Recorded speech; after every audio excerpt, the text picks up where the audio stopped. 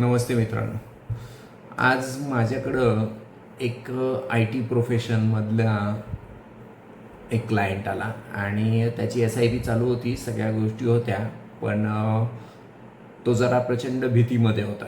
त्याला असं वाटत होतं की कसं काय होणार, का तर आज एक बातमी येऊन धडकली आहे, ती म्हणजे ही की ओरॅकलनी 30,000 लोकांना मेल टाकला आहे आणि त्यांचा एका मेलवर 30,000 लोकांचा जॉब गेला आहे आणि त्यामध्ये 12,000 आहेत ते इंडियन्स आहेत.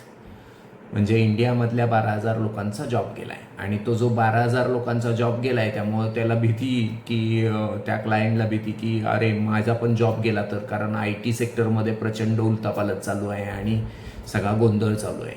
तर मग काय काय करायचं आणि ह्या भीतीपोटी खरं तर माझं असं म्हणणं आहे की भीतीला न घाबरता त्याच्या रिलेटेड प्लॅन काय केला पाहिजे ह्याच्यावर चर्चा होणं जास्त गरजेचं, कारण माझ्या हातात नाही की माझा जॉब जाणार का नाही जाणार आणि त्या रिलेटेड थोडंसं मी डिस्कशन आज करणार आहे.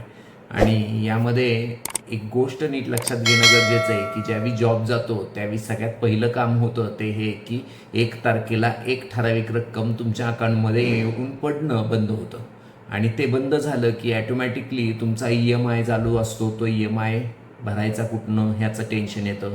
दररोजचा डे टू डेचा जो खर्च आहे किराणापासून प्रत्येक गोष्टीचा, सोसायटी मेंटेनन्सचा, तो खर्चाबद्दलची टेन्शन वाढायला चालू होतं. त्याचबरोबर अचानक जर काही इमर्जन्सी आली, कुणाला हॉस्पिटलायझेशन करावं लागलं तर त्याचं एक मोठं टेन्शन राहतं आणि याबरोबर शाळेची फी, त्याचबरोबर रोजचा खर्च, विमाचा खर्च, त्याचे प्रीमियम्स, या सगळ्या गोष्टींवर त्याचा परिणाम होतो.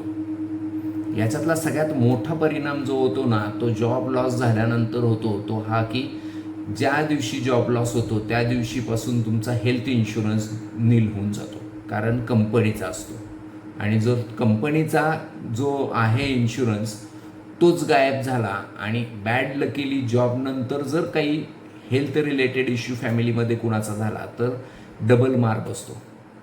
त्यामुळे ही थोडीशी काळजी घेणं गरजेचं आहे. आता ह्यामध्ये सगळ्यात जास्त महत्त्वाची गोष्ट काय आहे, तर यामध्ये सगळ्यात महत्त्वाची गोष्ट ही आहे की जॉब लॉसमध्ये कोणत्या गोष्टी तुमच्याकडनं हिरावून घेतल्या जात नाहीत.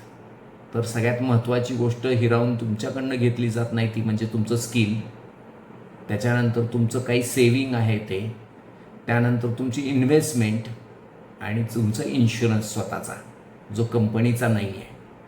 त्यामुळं हे नीट लक्षात घेतलं पाहिजे की तुमच्या जॉब हा काही परमनंट नाही आहे.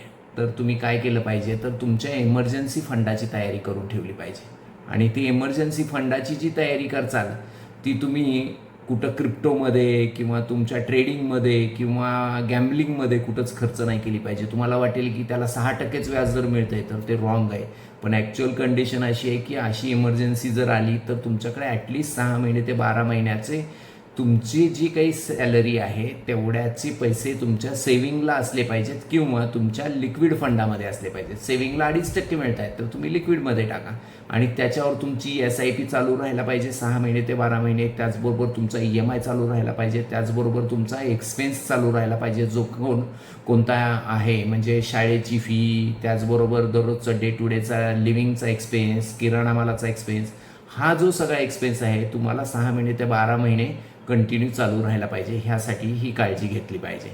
त्याचबरोबर तुमचा एक स्वतःचा लाईफ इन्शुरन्स जसा असला पाहिजे, टर्म इन्शुरन्स, कारण तो तर कुठली कंपनी देत नाही, तो तर असलाच पाहिजे, पण त्याबरोबर तुमचा स्वतःचा हेल्थ इन्शुरन्स असला पाहिजे. जरी तो जॉब लॉस झाला तर तुम्हाला त्याचा इम्पॅक्ट होणार नाही. त्यामुळे तुमचा हेल्थ इन्शुरन्स हा बॅकअप प्लॅन म्हणून नक्की घेऊन ठेवा. त्याचबरोबर जर नोकरी गेली तर तुम्ही काय काळजी घेतली पाहिजे, तर तुमची नोकरी गेली तर तुम्ही घाबरून नाही जायला पाहिजे. सगळ्यात पहिलं काम केलं पाहिजे की तुम्ही तुमच्या फायनान्शियल ॲडवायझरला भेटलं पाहिजे, त्याच्याशी चर्चा केली पाहिजे, तुमचा पोर्टफोलिओ सगळा रिव्ह्यू केला पाहिजे आणि हे सांगायला पाहिजे की बाबा इथनं पुढं मला 6 महिने या कदाचित नवीन जॉब लागेपर्यंत अडचणी येऊ शकतात, तर त्यासाठी आपण काय बॅकअप प्लॅन तयार करून ठेवला पाहिजे. तर त्यावेळी सगळ्यात पहिली गोष्ट असली पाहिजे की जी तुमची 12 महिन्याचं 6 महिन्याचा जो इमर्जन्सी फंड आहे त्यातनं तुम्ही दर महिन्याला एक विड्रॉल मारली पाहिजे, जेवढ्या सॅलरी इतकी रक्कम, म्हणजे ॲटोमॅटिकली तुमचं डे टू डे ॲक्टिव्हिटीज कुठंच हॅम्पर होणार नाही, तुमचा EMI हॅम्पर होणार नाही, तुमची SIP हॅम्पर होणार नाही, त्याचबरोबर बाकीच्या गोष्टी हॅम्पर होणार नाहीत. त्याचबरोबर सगळ्यात महत्त्वाची गोष्ट तुमची न हॅम्पर होण्यासाठी जी आहे ती ही आहे की त्या काळात तुम्हाला मेंटल पीस राहील की बाबा माझ्याकडे पैसे येत राहत आहेत आणि त्या दृष्टीने तुम्ही ते काम करू शकता. याचा कदाचित थोडासा खूपच ओढाताण होत असेल तर तुम्ही SIP पॉज पण त्या काळापुरती करून ठेवू शकता. त्याचा उपयोग हा होऊ शकतो की ज्यावेळी तुम्हाला जॉब परत चालू होईल त्यावेळी तुम्ही कॅचअप SIP करू शकता. कॅचअप SIP म्हणजे जेवढी SIP तुम्ही पॉज केली आहे किंवा जी बाउन्स झाली आहे ती तुम्ही त्यावेळी लमसम घेऊन मॅचअप करून घेऊ शकता. आता ह्यामध्ये सगळ्यात महत्त्वाची गोष्ट जी आहे ती म्हणजे इमर्जन्सी फंडाची तयारी करून ठेवणं. इमर्जन्सी फंडाची जर तयारी असेल तरच ह्या सगळ्या गोष्टी स्मूथली होऊन जातील. आता ह्यामध्ये भविष्यासाठी अजून एक महत्त्वाची गोष्ट जी आहे ती म्हणजे ही की जर तुम्ही तुमचा IT मध्ये जॉब करताय त्याचबरोबर तुमच्या IT मधले फंड्स असतील आणि त्याचबरोबर तुमच्याकडं जे कंपनीने दिलेले ESOP असतील तर हे तिन्ही गोष्टी ज्या आहेत त्या IT सेक्टरशी रिलेटेड आहेत. त्यामुळे तुमच्या इन्व्हेस्टमेंटची रिस्क प्रचंड वाढेल. तर शक्यतो इन्व्हेस्टमेंटची रिस्क वाढवण्याऐवजी तुम्ही डायव्हर्सिफिकेशन ऑफ पोर्टफोलिओ असला पाहिजे. त्यामुळे शक्यतो थिमॅटिक फंड्स घेण्यापेक्षा फ्लेक्सी कॅप फंड घ्या, स्मॉल कॅप घ्या, लार्ज मिड घ्या, बॅलन्स घ्या. जसा तुमचा टाईम हॉरिझोन आहे त्यानुसार तुम्ही ते फंड्स घ्या. शक्यतो थिमॅटिक फंड्स घेताना निदान तुम्ही IT मध्ये आहात तर IT सेक्टरवाले किती रिटर्न चांगले देत असतील तर IT सेक्टरवाले फंड्स घेणं थोडंसं टाळा. कारण तुम्ही ऑलरेडी त्याच फील्डमध्ये आहात, त्याच फील्डमधले ESOP तुमच्याकडे आहेत. त्यामुळं सगळ्या बाजूनी गोंधळ वाढण्याऐवजी ह्या पद्धतीने तुम्ही प्लॅन करू शकता. आणि ह्या सगळ्या गोष्टींच्या प्लॅनिंगमध्ये तुम्हाला कधीही काहीही हेल्प लागली, इमोशनली जरी हेल्प लागली तरी नवजीवन वेल्थ तुमच्यासाठी सदैव आहे. तर नक्कीच तुम्ही आमच्याशी इमोशनली डिस्कशन करण्यासाठी नक्कीच आम्हाला चूज करू शकता. आणि अशाच माहितीसाठी तुम्ही आमच्या चॅनलला सबस्क्राईब पण करा. त्याचबरोबर तुम्हाला हा व्हिडिओ आवडला असेल तर त्याला लाईक पण करा.